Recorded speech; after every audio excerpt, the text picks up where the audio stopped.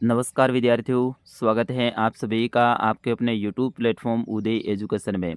विद्यार्थियों, आज के इस वीडियो में लेके आया हूँ 8वीं बोर्ड परीक्षा की दृष्टि से इम्पोर्टेंट आपके विज्ञान विषय का पेपर, जो कि आपके आने वाले बोर्ड एग्जाम की दृष्टि से वेरी वेरी मोस्ट इम्पोर्टेंट रहेगा और आप सभी विद्यार्थियों के लिए वरदान साबित होने वाला है।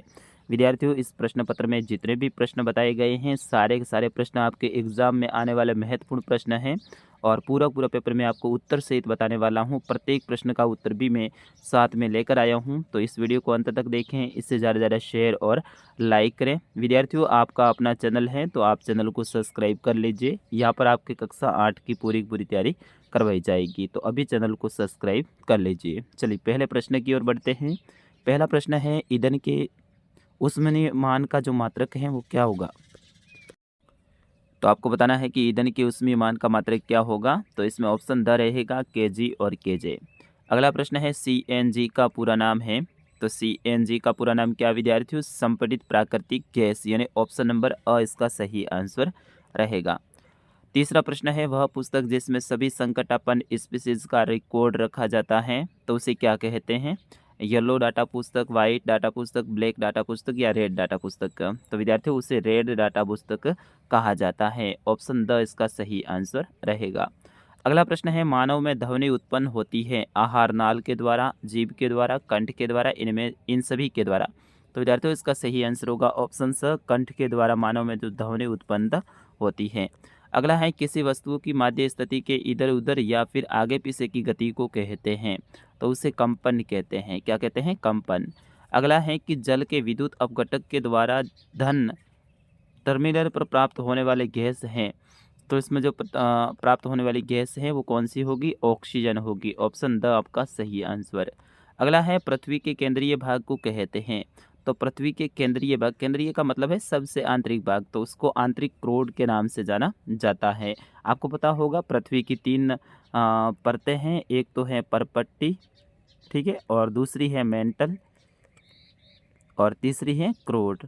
तो क्रोड में भी आंतरिक क्रोड, यानी आंतरिक क्रोड हैं ये सबसे आंतरिक भाग में पाई जाती हैं। अगला है कि तरलों के द्वारा लगाए गए घर्षण बल को कहते हैं। तो तरलों के द्वारा लगाए गए घर्षण बल को कर्षण कहते हैं, यानी ऑप्शन स इसका सही आंसर।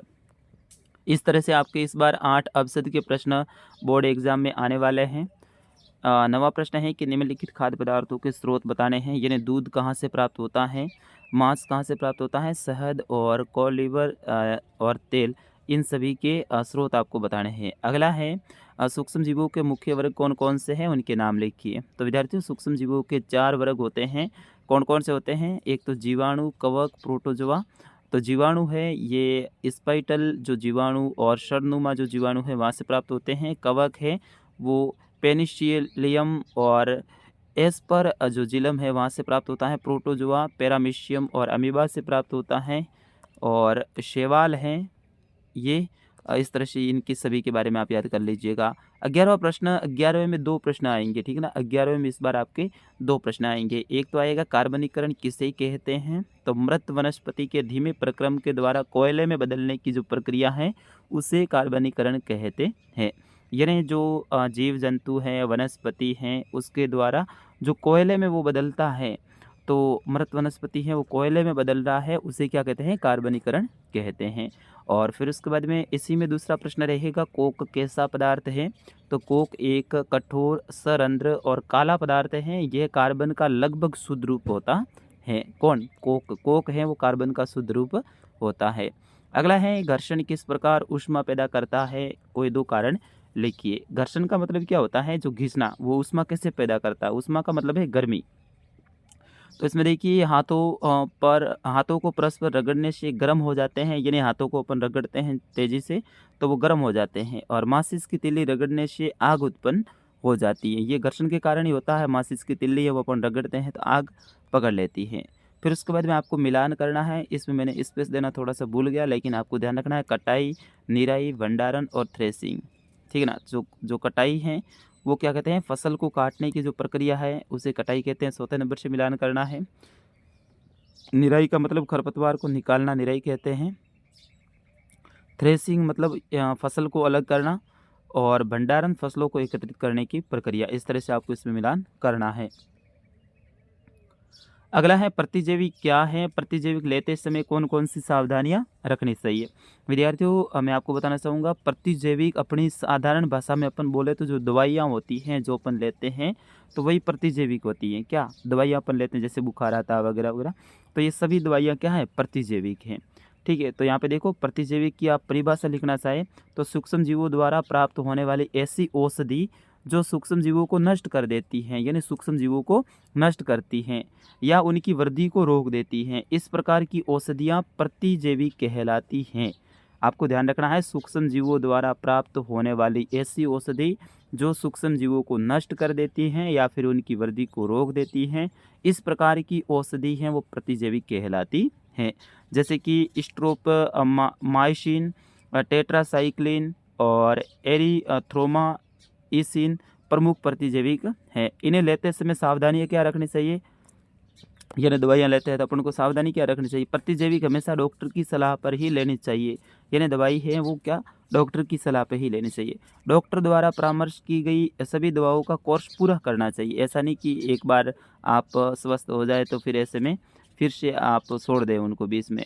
फिर इसके बाद में सत्य और असत्य वाला प्रश्न रहेगा, आराम से बता सकते हैं। जैसे कि ऐसे पदार्थ जो पूर्ण दहन करने पर ऊष्मा देते हैं ईंधन कहलाते हैं। बिल्कुल सही बात है, पूर्ण दहन होने पे वह ऊष्मा देते हैं तो वो ईंधन कहलाते हैं। कोयला जीवाश्म ईंधन नहीं है, ये गलत है, क्योंकि कोयला है वो जीवाश्म ईंधन है।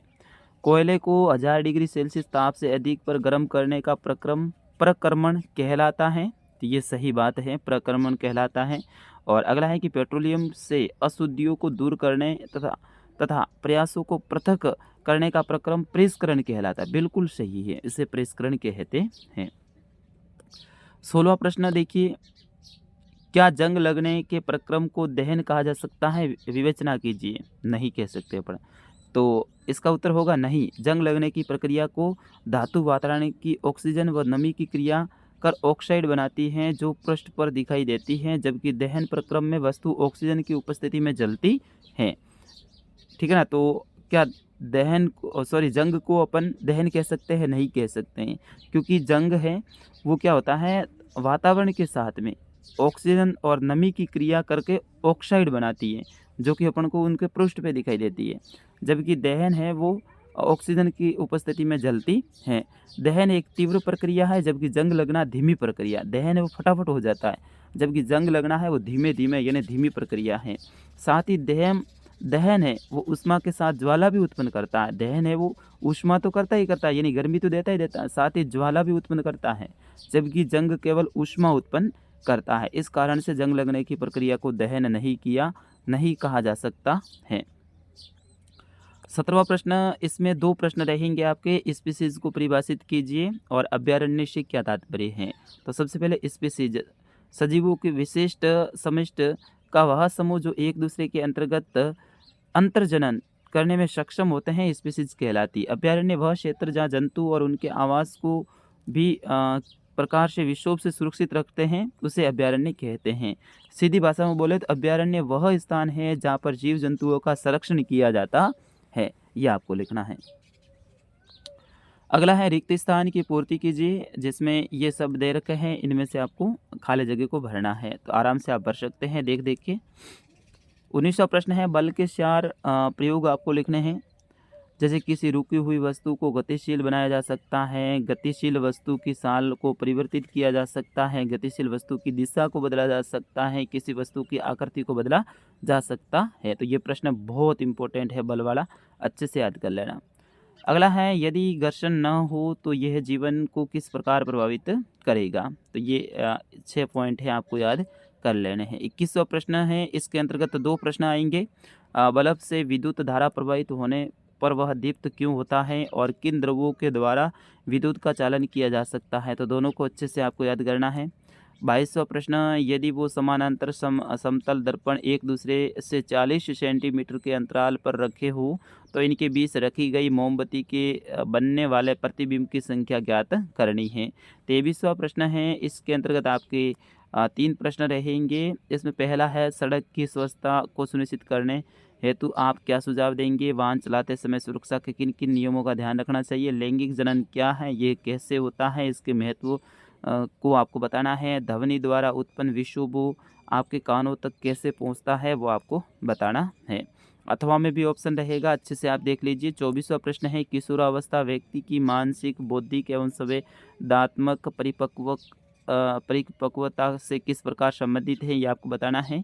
और अथवा में ऑप्शन भी रहेगा इसमें, किशोरावस्था में होने वाले परिवर्तन हार्मोन द्वारा नियंत्रित होते हैं, ये आपको स्पष्ट करना है। तो इस तरह से ये 24वां प्रश्न है। और 25वां प्रश्न, चित्र की सहायता से किसी ऐसे उपकरण का वर्णन कीजिए जिसका उपयोग किसी आवेशित वस्तु की पहचान में होता हो। प्रकाश के परावर्तन को किसी क्रियाकलाप द्वारा आपको समझाना है। अथवा में ऑप्शन रहेगा, आवेशित गुब्बारा दूसरे आवेशित गुब्बारे को प्रतिकर्षित करता है, जबकि अनावेशित गुब्बारा आवेशित गुब्बारे द्वारा आकर्षित किया जाता है, व्याख्या करनी है। और जो इसमें सेकंड प्रश्न रहेगा, नेत्र में किस प्रकार के दोष उत्पन्न होते हैं वो आपको बताना है। तो विद्यार्थियों पूरा पेपर मैंने आपको बताया है। लास्ट वाले प्रश्न बड़े हैं तो इनके उत्तर मैंने नहीं बताए हैं। अगर इनके भी आंसर आपको सही है तो ज़रूर कमेंट में लिखिए, मैं पूरा उत्तर सहित ये भी बताने वाला हूँ। और हाँ, इस पेपर को डाउनलोड करना है तो आप गूगल में जाइए और हमारी वेबसाइट को खोलिए। गूगल में जाने के बाद में आपको सर्च करना है उदय स्टडी डॉट, यानी छोटा सा बिंदी IN, ये सर्च करना है उदय स्टडी .in। जो IN वाली वेबसाइट है, पीछे IN आपको ध्यान रखना, उदय स्टडी नाम से और भी वेबसाइट होगी, जो IN वाली है वही हमारी होगी। और उसको खोलने के बाद में कक्षा 8 के पेपर के ऊपर जाइए और वहाँ से आप डाउनलोड कीजिए। इस वीडियो के डिस्क्रिप्शन में भी मैंने लिंक दे रखा है। डिस्क्रिप्शन का मतलब क्या होता है, जैसे ये वीडियो का टाइटल है जो आप नाम देख रहे हैं, इसके ऊपर आप क्लिक करोगे, नीचे खूब सारा विवरण खुलेगा, उसके अंदर मैंने लिंक दे रखी है, वहाँ से भी आप डायरेक्ट जा सकते हैं। तो विद्यार्थियों फिलहाल इस वीडियो में इतना ही, मिलते हैं अगले पेपर के साथ में, तब तक के लिए नमस्कार, जय हिंद, वंदे मातरम।